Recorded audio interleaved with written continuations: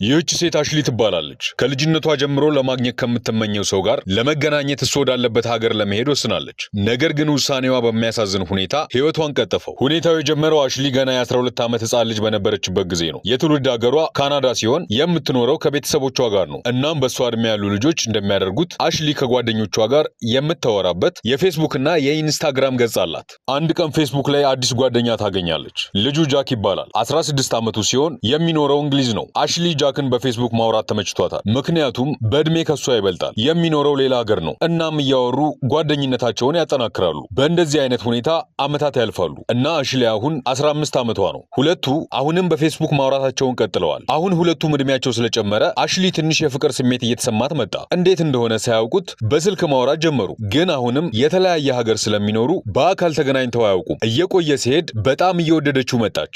አሁንም በዚህ ሁኔታ ዓመታት ያልፋሉ። አሁን ግን ነገሮች በጣም እየተቀየሩ መጡ። ምክንያቱም አሽሊ አሁን 19 ዓመቷ ነው። ስለዚህ ራሷን ችላለች ማለት ነው። ጃክ ደግሞ ወደ 23 ዓመት እየተጠጋ ነው። አሁንም ግንኙነታቸውን አላቋረጡም።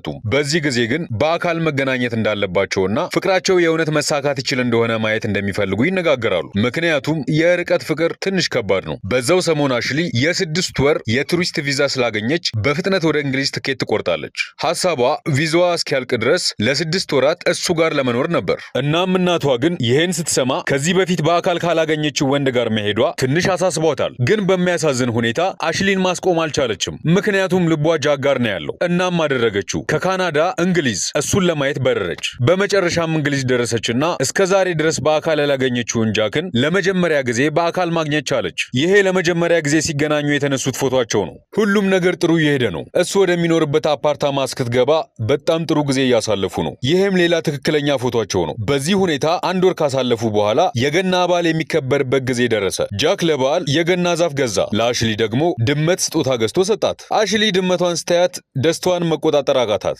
ምክንያቱም አሽሊ ድመት በጣም ትወዳለች። ግንኙነታቸው ካቀዱት በላይ በጣም ጥሩ እየሄደ ይመስላል አይደል?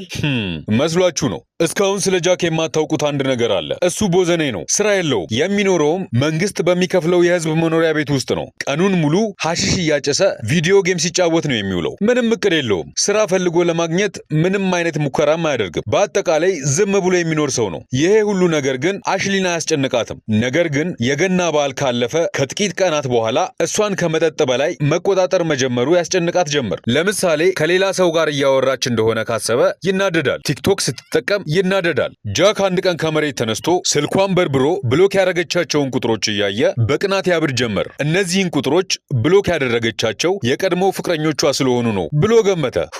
ይሄ ሞኝነት ነው። ያም ሆነ ይህ መጣላት ይጀምራሉ እና ጃክ በድንገት ስሜቱን መቆጣጠር አቅቶት በጥፊ ያጮላት። መቼም በዚህ ሰዓት አይደለም እንኳን መማታት፣ ከዚህ በፊት ያሳያቸው ባህሪዎች ራሱ አስፈሪ ናቸው። በዛ ላይ በፎቶ እንደምታዩቸው እሱ በጣም ግዙፍ ነው። ስለዚህ እሷን መጥቶ ለመጉዳት ብዙም ኃይል እንኳን መጠቀም አያስፈልገውም። ነገር ግን በጥፊ ከመታት በኋላ በሚያሳዝን ሁኔታ አሽሊ ጃክን ጥላው አልሄደችም። እንደውም ከዚያን ቀን ጀምሮ ነገሮች እየተባባሱ መጡ። በእርግጥ አሽሊ አሁንም ትወደዋለች፣ ግን ደግሞ ምናልባት ጃክ እሷ እንዳሰበችው አይነት ሰው ላይሆንላት ይችላል። በዚህ ሁኔታ ከጥቂት ሳምንታት በኋላ ነገሮች እንደገና የባሰ ተበላሹ።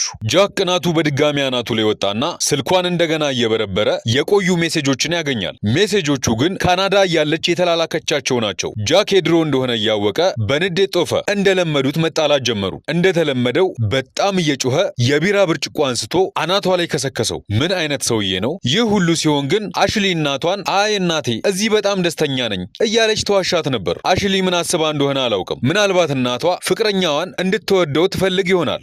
ጊዜ እያለፈ ሲሄድ ጃክ እየባሰበት መጣ። ሁልጊዜ ስልኳን እየወሰደ ከማን ጋር እንደምታወራና ሜሴጆቿን እየገባ ያያል። አሽሊ ይህንን ስታይ በድጋሚ በዚህ ምክንያት እንዳይጣሉ ከጓደኞቿ ጋር ሳይቀር የምታወራውን ሜሴጆች በጥንቃቄ ነው የምታስቀምጣቸው። አንዳንዴ ደግሞ ከወራች በኋላ እሱ ከማየቱ በፊት በፍጥነት ታጠፋበታለች። ምን ጉድ ነው! ይሄ ብቻ አይደለም። ከቤተሰቦቿ ጋር ራሱ ማውራት በጣም እየቀነሰች ጭራሽ ቀስ በቀስ መደዋወል አቆመች። ቤተሰቦቿና ጓደኞቿ ስትጠፋባቸው የሆነ የተሳሳተ ነገር እንዳለ እያሰቡ ነው። ግን እነሱ ያሉት ከእንግሊዝ በጣም ርቆ በሚገኘው ካናዳ ውስጥ ነው። ስለዚህ ምን እየተካሄደ እንዳለ እርግጠኛ መሆን አይችሉም። ሆኖም ግን ያለችበትን ሁኔታ ለመረዳት ጊዜ አልፈጀባቸው። ምክንያቱም አንድ ቀን አሽሊ አፓርታማ ውስጥ ከእህቷ ጋር በቪዲዮ እያወራች እያለ ጃክ እንደለመደው በማይረባ ምክንያት ተናዶ መጮህ ጀመረ እና ጭራሽ በሷ ማሳበብ ጀመረ እና ስልኳን ቀምቶ በመስኮት ተሰወረው። እህቷ ይህ ሁሉ ሲሆን እያየቻት ነበር። ከዛም እህቷ ተናዳ አሽሊ ለምን ጥለሽው ወደ ቤትሽ አትመጭም ብላ ጠየቀቻት። ግን አሽሊ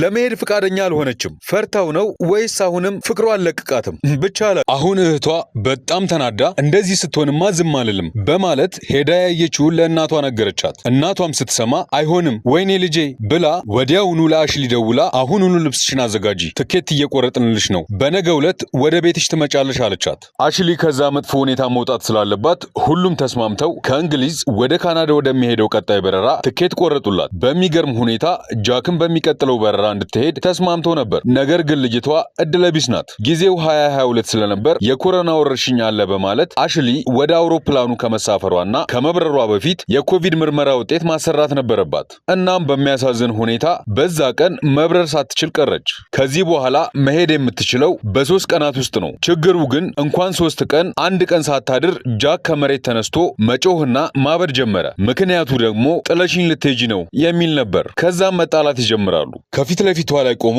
በጣም እየጮህባት ነበር። ከዛም መማታት ጀመረ። ደጋግሞ መታት በኃይል። ጭራሽ ለገና ስጦታ የገዛላትን ድመት አንስቶ ከግድግዳ ጋር አላተማት። አሽሊ በጣም ደንግጣ ከአፓርታማው የሩጠች ወጥታ ወደ ጎረቤት ሄደች። ጎረቤቶቿም ጃክን ተቆጥተው ሁሉንም ነገር አረጋጉት። አሽሊ ግን ተመልሶ እንደዛ እንደሚሆን ታውቋት ነበር። ትንሽ ከቆየች በኋላ በድብቅ ወደ ካናዳ ለምትኖረው እህቷ ለመደወል ትሞክራለች። ግን በሚያሳዝን ሁኔታ በሰዓት ልዩነት ምክንያት እህቷና እናቷ ተኝተዋል። ስልኩን ደጋግማ እየሞከረች እያለ በድጋሚ ጃክ እብደቱን ጀመረ። ወዲያውኑ አሽሊን በኃይል ያዛት። ምስኪኗ አሽሊ ለመሸሽ ብትሞክርም ከሱ ለማምለጥ አልቻለችም። በዛ ትልቅዬ እጁ አንገቷን አነቃት። ከዛም በጣም ትልቅ ቢላዋ አንስቶ ያለምንም ርህራሄ ደረቷ ላይ ወጋት። እንዴ አንዴ ብቻ አይደለም እስከምትሞት ድረስ ደጋግሞ ወጋት። መሞቷ ብቻ የበቃው አይመስለኝም። 90 ጊዜ በቢላዋ ወጋት። አስቡት 90 ጊዜ!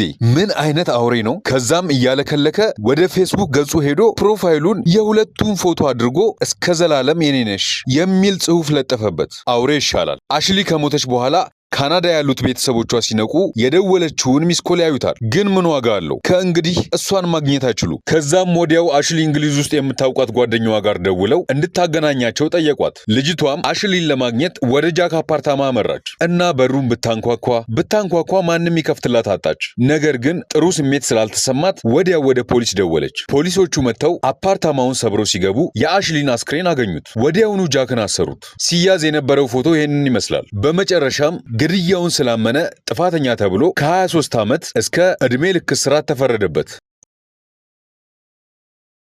እንደዚህ አይነት ማራኪ ታሪኮች እንዲደርሳችሁ ላይክ፣ ሼር፣ ሰብስክራይብ በማድረግ የዶዝ ቤተሰብ ይሁኑ።